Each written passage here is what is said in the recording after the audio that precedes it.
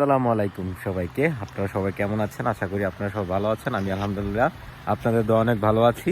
আজকে আপনাদের সামনে যে ভিডিওটি নিয়ে আসছি সেটা হচ্ছে জাপানে কৃষি জমিতে যে সেচ দেওয়া হয় কিংবা পানি দেওয়া হয়, সেই পানি দেওয়ার জন্য আসলে কি টাকা প্রয়োজন হয় কিংবা বাংলাদেশের মতন সেচ পাম্প দিয়ে কি পানি উঠাতে হয়?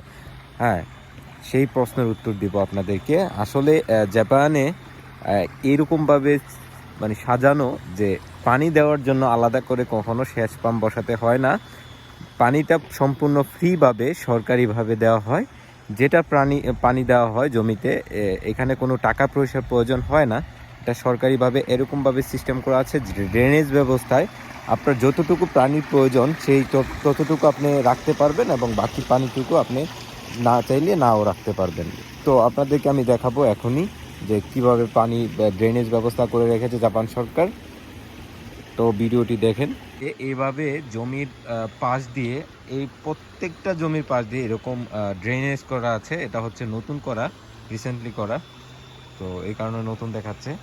এই যে নিচেও একটা বড় ড্রেন আছে। এই ড্রেনেজ ব্যবস্থার কারণেই পানিগুলো এরকমভাবে আসে যে চাইলে আপনি জমিতে রাখতে পারবেন, জমিতে ছেড়ে দিতে পারবেন, আবার না চাইলেও আপনার সমস্যা নাই। জাপানে কখনো এইটার জন্য কোনো আলাদা করে এক্সট্রা কোনো পয়সা দিতে হয় না জাপান সরকারকে। এটা জাপান সরকার প্রণোদনা হিসাবে দিয়ে থাকে যেন কোনো জমি খালি না থাকে, পড়ে না থাকে। ধান চাষের ক্ষেত্রে হোক কিংবা অন্য ক্ষেত্রেই হোক না কেন, এটা হচ্ছে জাপানে প্রত্যেকটা জায়গায় এরকম ড্রেনেজ ব্যবস্থা করা আছে। পানি এভাবে কন্টিনিউয়াসলি যেতে থাকে এবং ঘুরে ফিরে আবার এই জায়গা দিয়েই চলে আসে।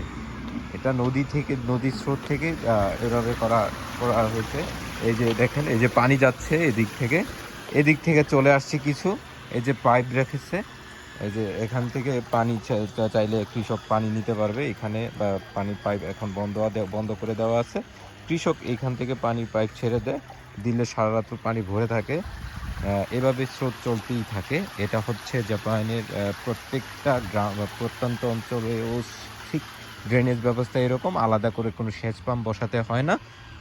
তো ভিডিওটি ভালো লাগলে অবশ্যই লাইক করবেন। ভালো থাকবেন সবাই। আরও এরকম জাপানের অসংখ্য ভিডিও পেতে আমার সঙ্গে থাকুন, ফলো দিয়ে। ধন্যবাদ সবাইকে, ভালো থাকবেন। আল্লাহ হাফেজ, সালাম আলাইকুম।